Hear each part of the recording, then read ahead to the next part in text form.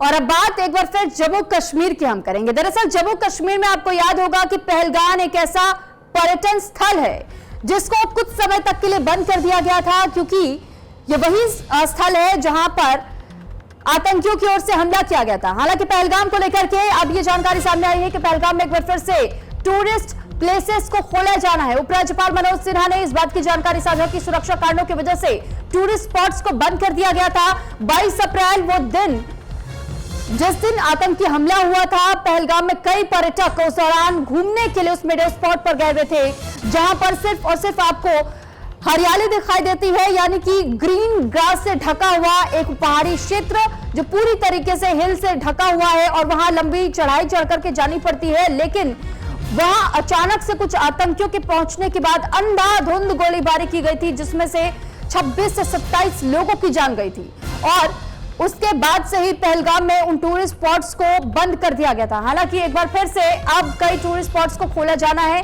तो फिलहाल 22 अप्रैल को जो पहलगाम में आतंकी हमला हुआ था, उसके बाद कुछ समय तक के लिए सुरक्षा कारणों का हवाला देते हुए इन स्पॉट्स को बंद किया गया था। लेकिन अब उपराज्यपाल मनोज सिन्हा की ओर से घोषणा की गई है कि 22 अप्रैल को पहलगाम में हुए आतंकी हमले के बाद सुरक्षा कारणों से बंद किए गए पर्यटन स्थल और पार्क अब दोबारा खोले जा रहे हैं। यह निर्णय अमरनाथ यात्रा की तैयारियों की समीक्षा के दौरान लिया गया, जब सिन्हा ने अनंतनाग जिले के ननवान बेस कैंप का दौरा किया था।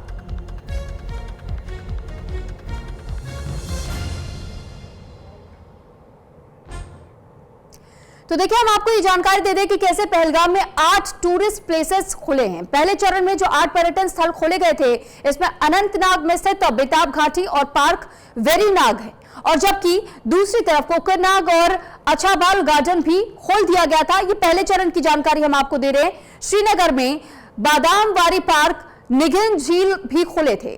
डक पार्क और हजरत बल के पास में तकदीर पार्क भी खोल दिया गया था।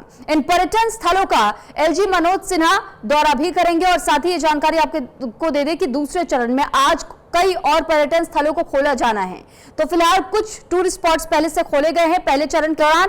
दूसरे चरण के दौरान कुछ और टूरिस्ट स्पॉट्स को खोला जाएगा, ताकि पहलगाम में एक बार फिर से वही बाहर देखने को मिल सके, जैसा उस आतंकी हमले के पहले हमने देखा था कि किस तरह कश्मीर की वादियां पर्यटकों के साथ में गुलजार नजर आती थी। यहां पर लोग दूर दराज से घूमने जाते थे।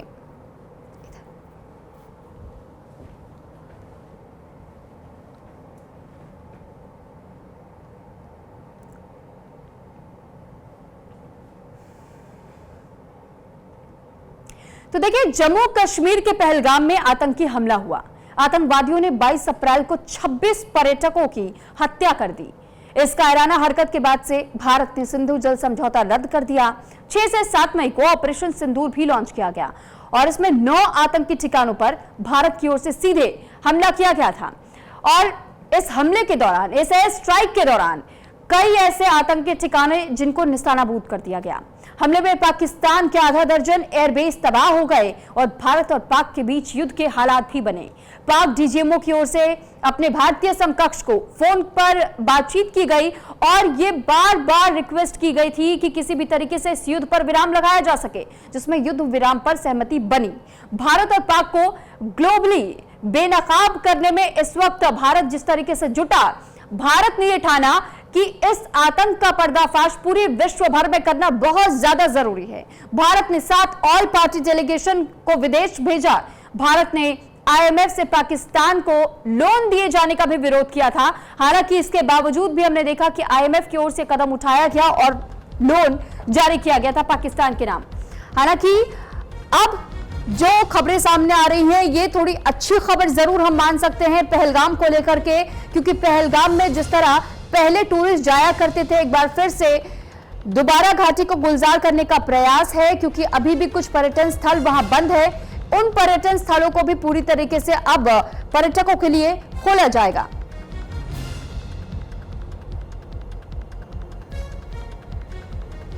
और इस पर ज्यादा जानकारी के साथ दीपांकर गुप्ता इस वक्त हमारे साथ जुड़ चुके हैं। दीपांकर, आपसे जानना चाहेंगे कि आज लगभग कितनी बजे तक ये अनाउंसमेंट हो जाएगा या किस तरीके से इसकी ओपनिंग होगी, इसकी जानकारी हम तक कैसे पहुंचेगी?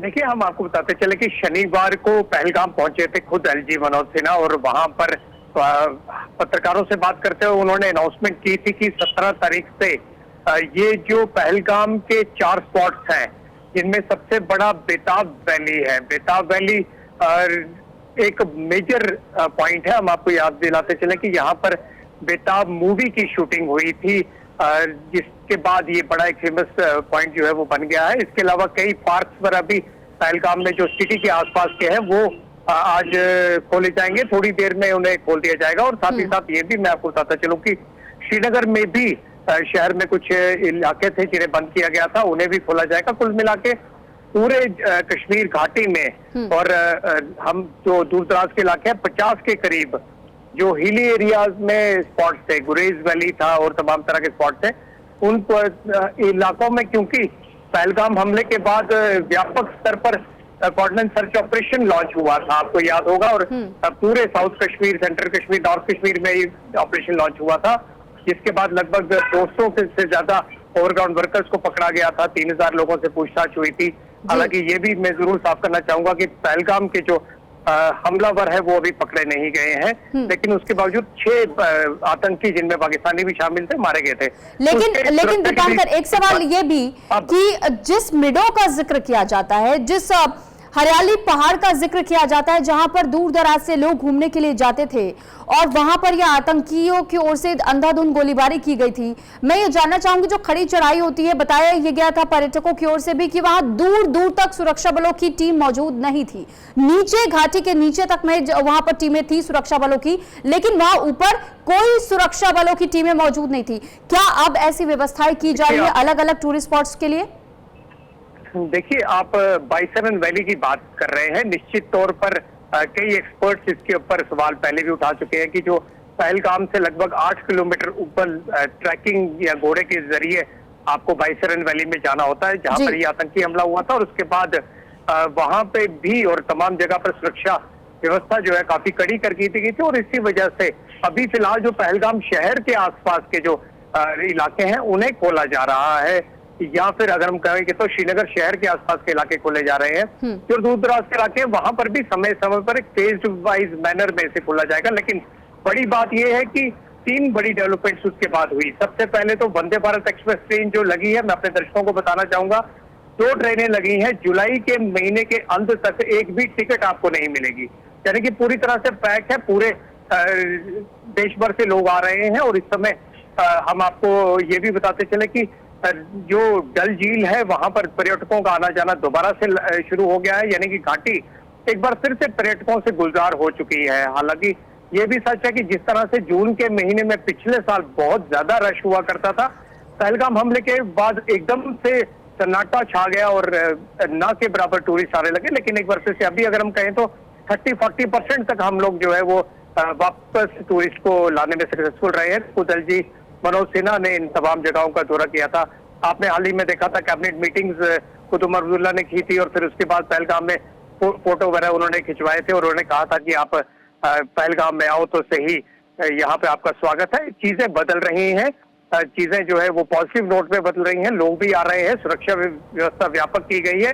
पूरे कश्मीर घाटी की अगर हम आपसे बात करें, ठीक है, कश्मीर घाटी में चलिए, बहुत धन्यवाद आपका तमाम जानकारी हम तक पहुंचाने के लिए। तो वाकई देखिए, एक बार फिर से घाटी पर्यटकों के साथ में गुलजार होनी शुरू हो चुकी है, यानी कि वही रौनक दोबारा से अब देखने को मिल रही है जम्मू कश्मीर में। और सबसे बड़ी बात यह है कि जिस तरह आतंकियों की ओर से प्रयास तो किया गया था कि कैसे पर्यटन को रोका जा सके, क्योंकि जम्मू कश्मीर में पर्यटन का ग्राफ लगातार बूस्ट होता जा रहा था। ऐसे में इकोनॉमिक तौर पर भी जम्मू कश्मीर का जो हिस्सा भारत के पास है वो मजबूत हो रहा था। तो ऐसे में आतंकियों को यह बात सबसे ज्यादा खलने लगी थी, जिस वजह से उनकी ओर से आतंकी घटनाओं को अंजाम देने की कोशिश की गई थी।